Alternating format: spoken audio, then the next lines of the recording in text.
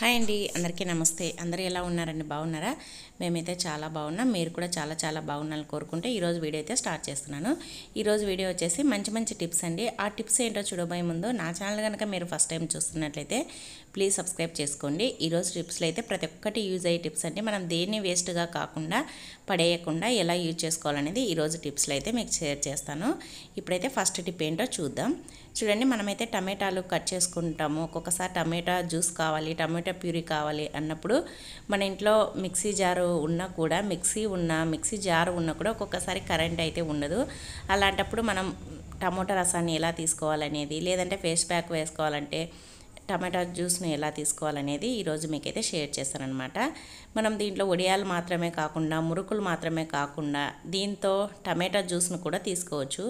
అది ఎలాగంటే కింద ఇలాంటి ప్లేట్ని అయితే వేసుకోండి. అంటే హోల్స్ ఉన్న ప్లేట్ని అయితే వేసేసుకొని ఈ మురుకుల దానిలో తర్వాత టమాటాలని ఇలా కట్ చేసుకోండి.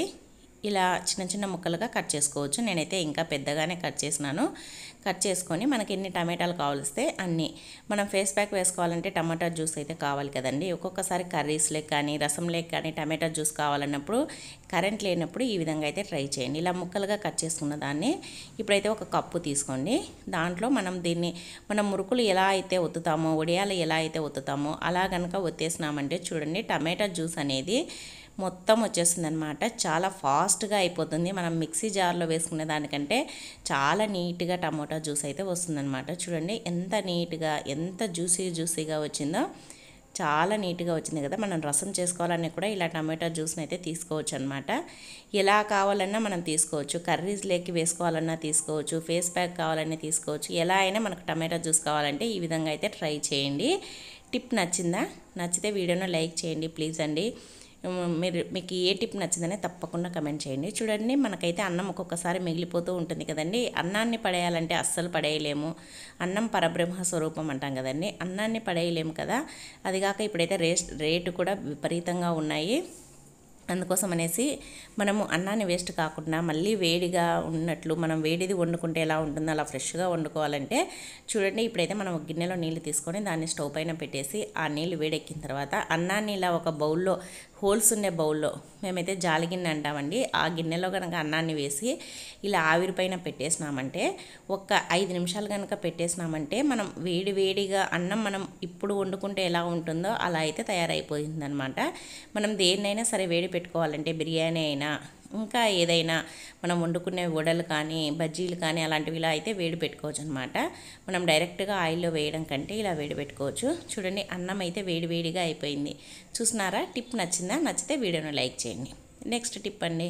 చూడండి, మనకైతే ఇలాంటి కాటన్ బ్యాగ్స్ వస్తూ ఉంటాయి కదండి. మనం ఏదైనా తెచ్చుకున్నప్పుడు మార్కెట్ నుంచి కానీ, లేదంటే బిర్యానీలు తెచ్చుకున్నప్పుడు కానీ ఇప్పుడైతే కవర్లు ఇవ్వకున్నారు కదా, ఇలాంటివి అయితే ఇస్తున్నారు కదా. ఈ కాటన్ బ్యాగ్స్ను మనం దీన్ని వేస్ట్గా పడేయకుండా ఎలా యూజ్ చేసుకోవాలని ఈరోజు అయితే మీకు షేర్ చేస్తాను.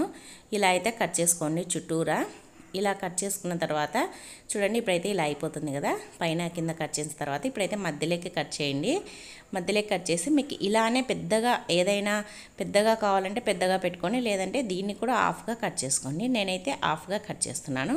ఇది ఎందుకు యూజ్ చేస్తాననేది మీకు షేర్ చేస్తాను.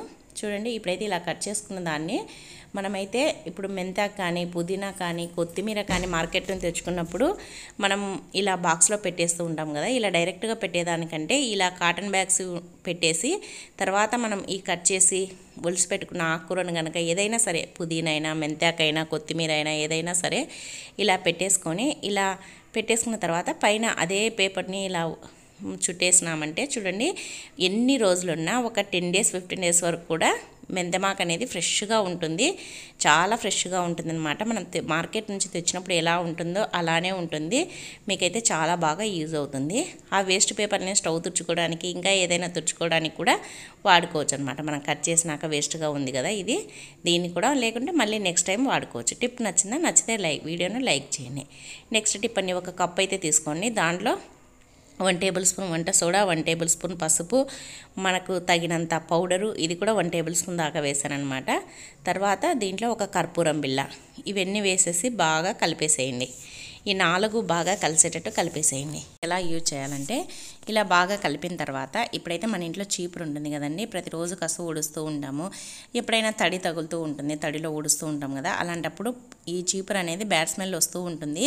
అలా బ్యాడ్ స్మెల్ వచ్చినప్పుడు ఇలా గనక అన్నీ కలిపేసేసి పౌడరు, పసుపు, తర్వాత కర్పూరము, తర్వాత వంట సోడా కలిపి ఇలా వేసేసినామంటే ఈ పసుపు అనేది బ్యాక్టీరియా యాంటీబయాటిక్గా పనిచేస్తుంది కాబట్టి బ్యాక్టీరియా అనేది చనిపోతుంది అనమాట. పసుపు వేయడం వల్ల, కర్పూరం వేయడం వల్ల మంచి స్మెల్ వస్తుందన్నమాట.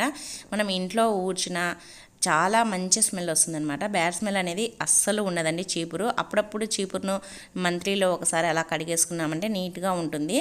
చూడండి ఇలా కర్పూరము ఇవన్నీ వేసేస్తున్నాం కదా, మంచి స్మెల్ వస్తుందన్నమాట. చూడండి ఇప్పుడైతే ఇదంతా బాగా పురకలో రుద్దిన తర్వాత ఇలా మళ్ళీ మనం వేసినదంతా ఇలా రాలి పడుతుంది కదా, అప్పుడు అది కూడా మనం వేస్ట్ కాకుండా దీన్ని కూడా యూజ్ చేసుకోవచ్చు అనమాట.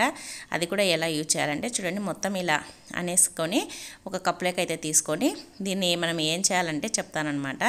ఇది కూడా మంచి మనకు సింక్ ఉంటుంది కదండి, సింక్ అప్పుడప్పుడు చాలా బ్యాడ్ స్మెల్ వస్తూ ఉంటుంది కదా, అలా బ్యాడ్ స్మెల్ వచ్చినప్పుడు ఇది కనుక మనం సింక్లో కనుక వేసేసినామంటే బ్యాడ్ స్మెల్ అనేది అస్సలు రాకుండా ఉంటుంది. కర్పూరం వాసనకి అస్సలు బ్యాడ్ స్మెల్ అనేది రాదనమాట. టిప్ నచ్చిందా? నచ్చితే వీడియోని లైక్ చేయండి. నెక్స్ట్ టిప్ అండి, లాస్ట్ టిప్. చాలామంది బొప్పాయి కట్ చేయడం చాలా ఇబ్బంది అనుకుంటూ ఉంటారు, చాలా కష్టపడుతూ ఉంటారు. లేదంటే బొప్పాయి మనం తెచ్చుకునేటప్పుడు అక్కడే షాప్ దగ్గరనే కట్ చేయించుకొని తెచ్చుకుంటూ ఉంటారు. అలా కాకుండా చాలా ఈజీగా అయితే ఇలా ఫస్ట్ ముందర వెనకాల 2 సైడ్లా కట్ చేసేసేయండి. ఇలా కట్ చేసి తర్వాత మొత్తం చుట్టూరా కట్ చేసేసేయండి. ఇలా కట్ చేయడం వల్ల మనం బయట నుంచి కట్ చేసుకున్నప్పుడు తెచ్చుకున్నామంటే అది మనం చాలాసేపటి వరకు అప్పుడే తినేసేయాలన్నమాట. చాలాసేపటి తర్వాత తింటే కొద్దిగా బ్యాడ్ స్మెల్ వస్తూ ఉంటుంది. అలా కాకుండా మనమే కట్ చేసుకున్నామంటే ఎప్పటికప్పుడు ఫ్రెష్గా అయితే తినేసేయచ్చు. చూడండి ఇలా చుట్టూరా కట్ చేసుకున్న తర్వాత మధ్యలో కట్ చేసి లోపల విత్తనాలు కనుక ఏదైనా ఉంటే తీసేసేయండి ఇలా స్పూన్ సహాయంతో. తర్వాత కనుక మనం చాక్ తోటి ఇలా కట్ చేసుకొని పీసులు చేసుకొని మనకు కావాల్సినట్టుగా కట్ చేసుకొని తినేసేయచ్చు అనమాట.